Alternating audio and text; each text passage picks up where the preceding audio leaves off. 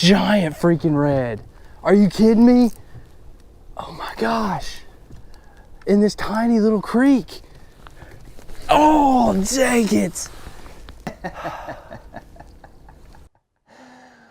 What is happening, folks? It is time for another video breakdown. And today's video review is going to be on another YouTuber. You guys have been asking for this, so here it goes. And we're going to grade this YouTuber in 4 different categories. The first category is location. Did he pick the right location for the time of the year? The second category is equipment. Was he using the proper bait, tackles, etc.? The third category is overall skill in the video. How well did he do?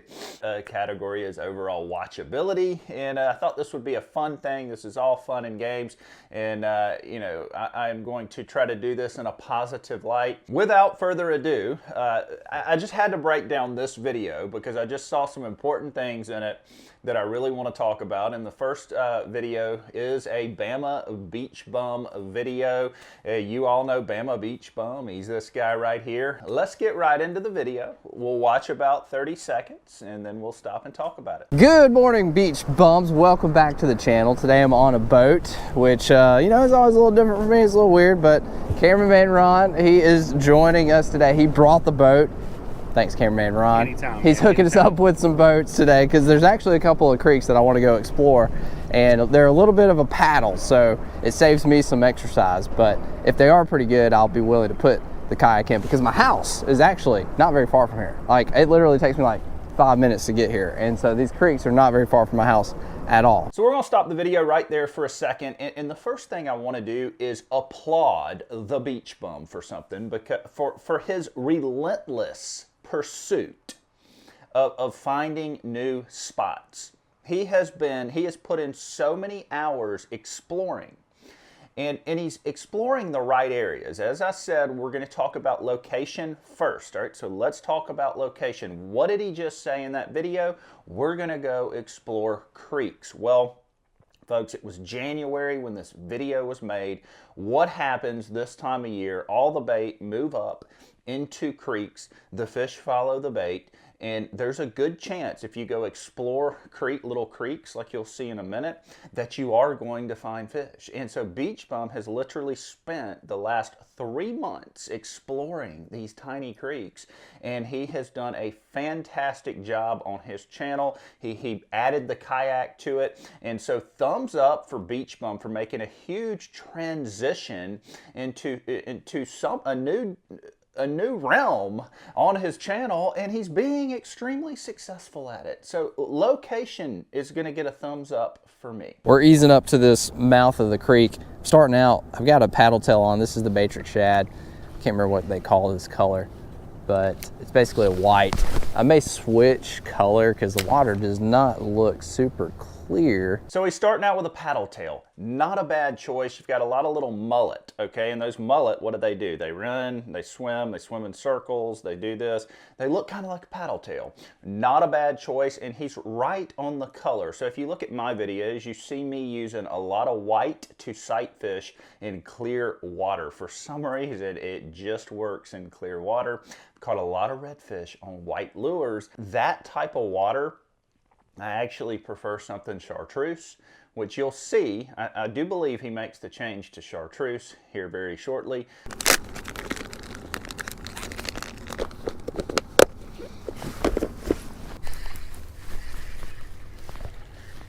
First fish of the morning. I just changed over to the green, and it's a little trout. Looky there. I mean, okay. Isn't that cool, Ron? I mean, coming back a new place. Change to the green. It was working the other day in that creek. So he immediately switches colors, and there's 2 reasons why he started catching fish. Number 1, he switched to chartreuse, which I am just a believer in chartreuse during the wintertime in these creeks. If you talk to any old timer, every one of them just about will throw a chartreuse cacao minnow or just a curly tail grub. and that's what they catch these fish on. The second reason he started catching fish was because they have pushed now further back into this creek. You see it's getting skinnier, all right? And right now it's been super cold. These fish are gonna push further and further up these creeks the colder that it gets. And so the further he goes, the more success that he has. Oh, that's cool, man. It's good to know they're here. Yeah. There's no chance there's not fish back Yeah, this is a, oh, there we go. Oh my gosh. We're on them right now, dude. We're on them. This is a little bit better fish. He's not huge, but a little bit better fish. Here we go. Maybe not. Oh, there we go. There we go. Come here, dude. He's little. Oh. So this is actually pretty important right here, okay? Did you see he was able to make a pretty long cast? Now the reason that he's able to make that cast is because he's using light braided line.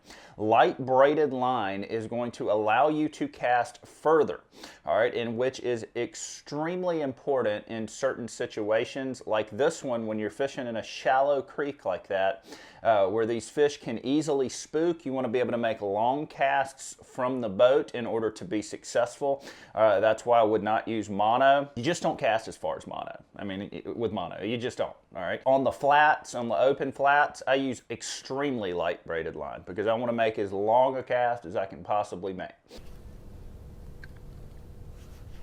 There we go. There we go. Ah, oh, dang it. I did not get a good hook set. Oh, God dang it. Why did he miss that fish right there? Okay, well, because it's a very tiny trout. So sometimes you just lose fish, but if we really want to get technical, when you're in trout of all different sizes and you hang a small one, a lot of times these small ones, you've got your lure going like this and they literally just come up and like peck at the tail and start to run away with it, and there's just not a lot you can do. These big trout will come up and suck it down and you'll feel a thump. I know before I set the hook whether it's a big trout or not, because these big trout just suck it all the way down, and you know you've got them. That was a tiny trout. I can't really say anything negative. That happens with these small trout. We're not fishing for small trout. Got to fish that time. That's a fish. That one, Are you sure? yeah, I'm positive. It's not a stick this time. And that one, same thing. Like I just casted there, and he didn't even. I didn't even work it. Nice little fish on the green matrix shad. Beautiful little trout. Thank you, dude. So what happened with this fish right here, and this is important. Did you hear where Beach Bum said I wasn't even working it? Well, this is important because in the winter time, you want to fish these speckled trout, especially the larger ones, extremely slow. Middle child. Brent's the big brother. You're the middle child and I'm the little brother. I'm always in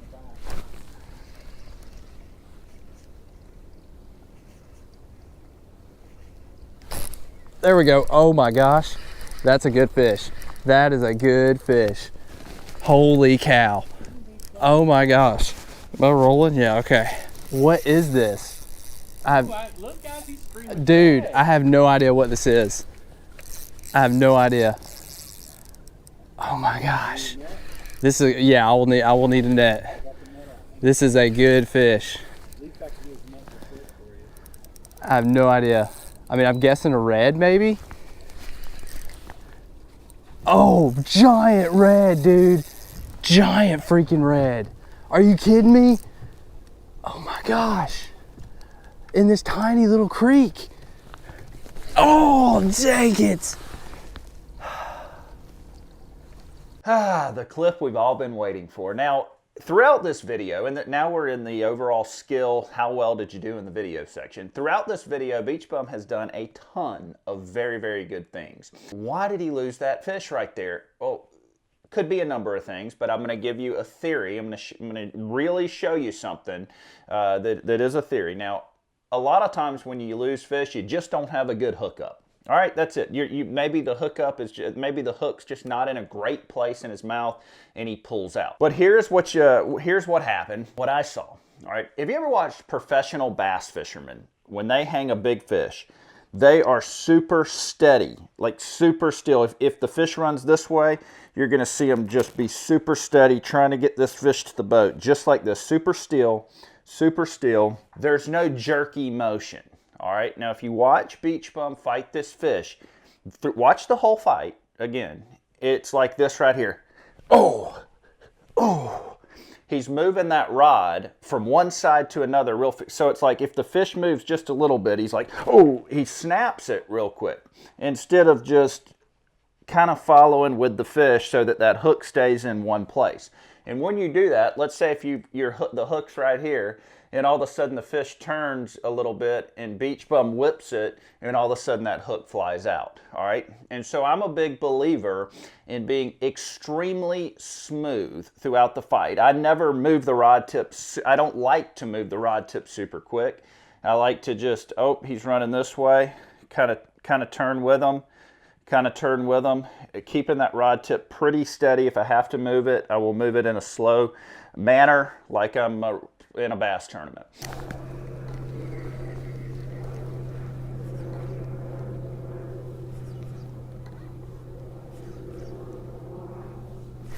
There he is. Got him. Oh yeah, feels decent. Decent fish. Oh, what is that? Is that a trout? That's a good trout. Oh yeah. Decent trout, decent trout.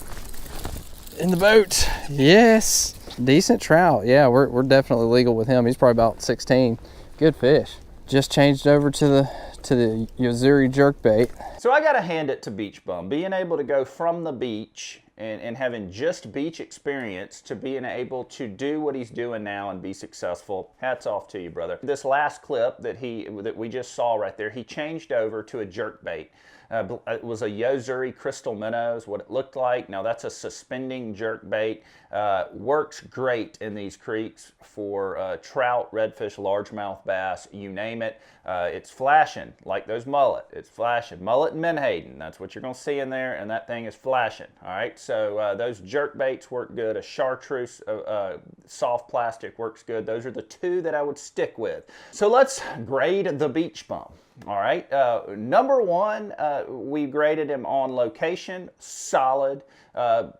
His arsenal, what did he pick to use for bait, his bait and tackle, great. You know, his overall skill, he caught plenty of fish. He had one little Beach Bum blunder, but he caught plenty of fish, did a good job. And his overall watchability, which is 4 of that video, man, Beach Bum is so easy to watch. He's a straight up dude. He's a likable guy. He's not threatening at all. He's non-competitive.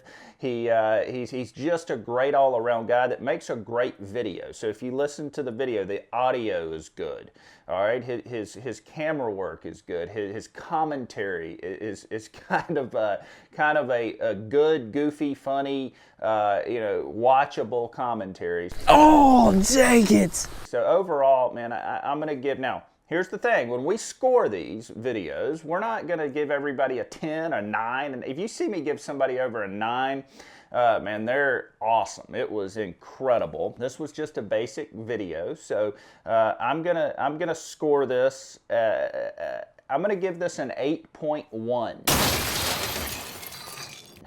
An 8.1 because it was such a good video. He had done so much homework on his location. He found these fish at a spot he'd never fished before. Now an 8.1 is an excellent score. That ain't rookie numbers according to Dave Portnoy. Guys, I hope each and every one of you enjoyed these breakdowns. I'll be coming at you here in a couple days with another one. I hope each and every one of you have a great week.